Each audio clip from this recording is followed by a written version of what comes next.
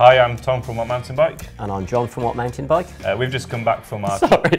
I just wanted to do, and together we are... Hi, I'm Tom from What Mountain Bike. And I'm John from What Mountain Bike. We've just come back from our Trail Bike of the Year testing out in Spain, and we're kind of thinking what's going to be coming up in the next few years in terms of mountain bike technology.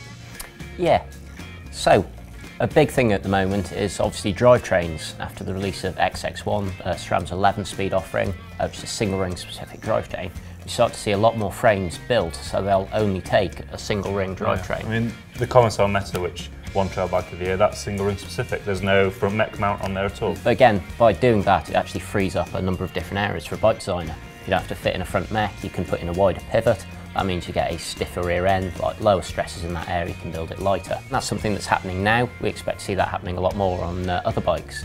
What we noticed in this year's Trail Bike of the Year was the prevalence of SRAM drivetrains.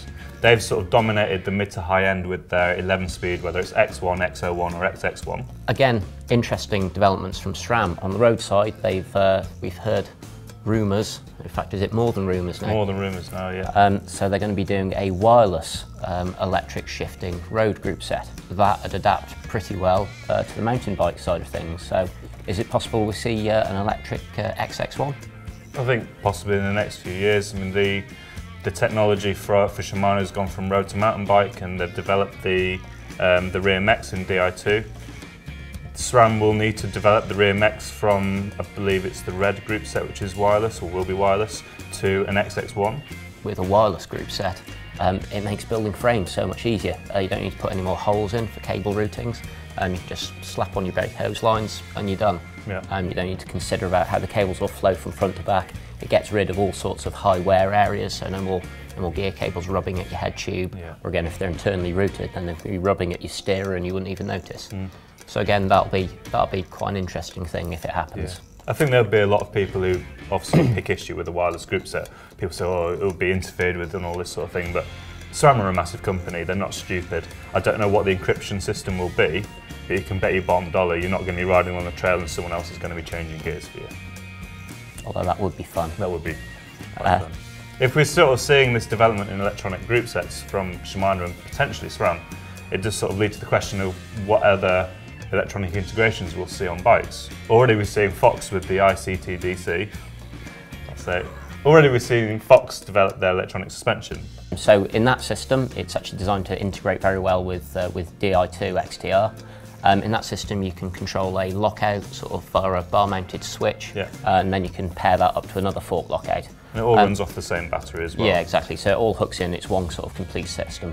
Again, should SRAM choose to do stuff like that, I imagine again wireless controls for your fork and shock. That's a possibility. Have it hooked into their system. SRAM being RockShox. Yeah, SRAM and RockShox obviously. Another really interesting thing that might happen, but again is probably some way off, would again be the sort of like electromagnetically controlled dampers. So for example, in the world of cars, you've got the Nissan Skyline GTR. That actually knows when it's on a track and will switch all its modes into track settings. So you're just kind of ready to go. Again, a bike might know that, it might say, oh, you're on a favourite descent. Segment, yeah, and will kind of adapt itself automatically. The question then, of course, is you have a lot of this integration where the bike's thinking for you. There's definitely going to be a large proportion of riders who don't want that, who want to be able to choose what they're doing. You can see sort of already now there's like a bit of a backlash where people are saying, well, we don't need electronic this, don't need electronic that. It'll take time, but I think we will see these things, but I hope there will still be the option for a much more manual sort of control of what's happening. And certainly to start with, it's always going to be the top end that has this electronic integration to start. That moves us on to geometry. Again, bike geometry has been around for as long as there's been bikes. You'd thought we'd actually have it down to a fine art now, but no, obviously things are still in flux. The trend started by Mondraker for longer top tubes and much shorter stems.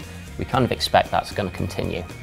But again, at some point there will be a physical point where a bike can get no longer and a stem can get no shorter. And what will happen is I think we'll see more adaptation of bikes to very specific purposes.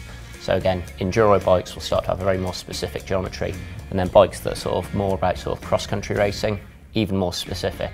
But I think the larger gaps, I think that's actually going to calm down. I don't think there's going to be any sort of vastly wild changes there, although I'm willing to be proved wrong.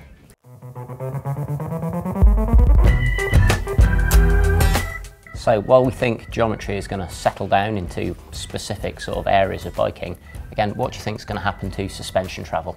I think in some ways, if we're talking about trail bikes, we've kind of reached what I'd call peak travel, really. We're not seeing 160, 170, 180 mil trail bikes very much. There's a few Genius LTs, that sort of thing, but most trail bikes now are between 140 and 160 mil. I think we've now reached that point where we've got a nice balance between suspension performance and the ability to take bigger hits that we're seeing out on the trails, but also bikes which pedal well, which climb well and aren't too heavy. If you look back at trail bikes of the year in the past, you know, we've gone from bikes with sort of say 120, 130 mil travel, and now the bulk of them are that 140 to 160. Yeah. I can't see us getting to a point where your average trail bike is really heading up to the 170, 180 mil sort of trail, and I don't think we're going to get to the point where we regress down to say 110 to 130, unless it's say a 29er, for example. We saw a trend for wider rims, so overall rims coming much wider, which allows a better profile for the tyre, but we're pretty sure that there's going to be a new wheel standard out there, and its name will be 27 plus.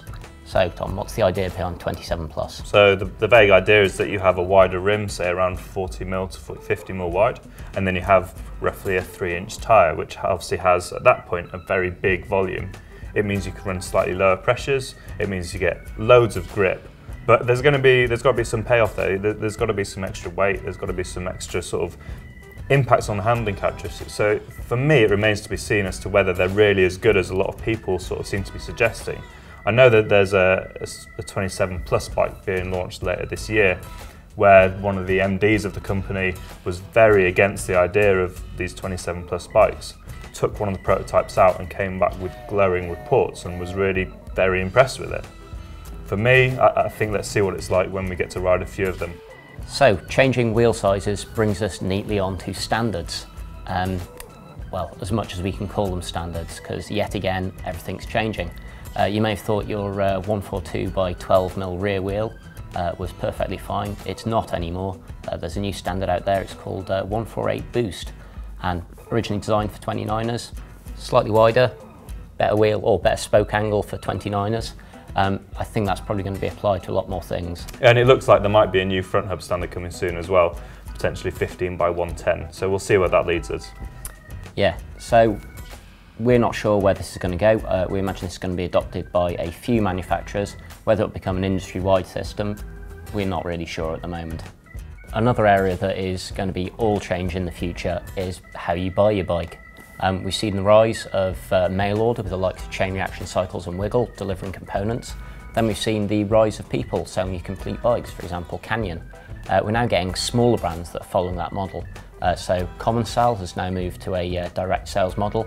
There's a new company called Bird Cycles. They're offering highly customizable direct sales bikes. So what's this going to mean for your local bike shop? It's going to be a much more sort of dynamic marketplace where direct sales brands are growing exponentially, and the independent bike shop brands such as Specialized, Trek, the big companies, are going to have to work out how they're going to sort of cut their niche and make sure they maintain their market position. While we think that the local bike shop, it's still definitely got a future. People are always going to want to pick things up and look at them before they buy them. And having on-the-spot advice is always going to be really essential and really important when you're buying something that's as high value and important to get right as a bike. How that's going to change, we don't know. Imagine what might happen is that bike shops will need to get better at customer service. If you've ever experienced any sort of surly service, there's definitely going to be less of that. Bike shops that don't offer great service probably won't survive the direct sales onslaught. So, in summary, we'll have more gears but less chain rings. There's going to be more electrics on your bike. Standards will continue not to be standard. And geometry will continue to be a very important part of a bicycle. If you'd like to read more about Trail Bike of the Year, then What Mountain Bike 173 will contain the complete test. Also, don't forget to check out the other videos in this series. Just look out for the playlist link in the video description.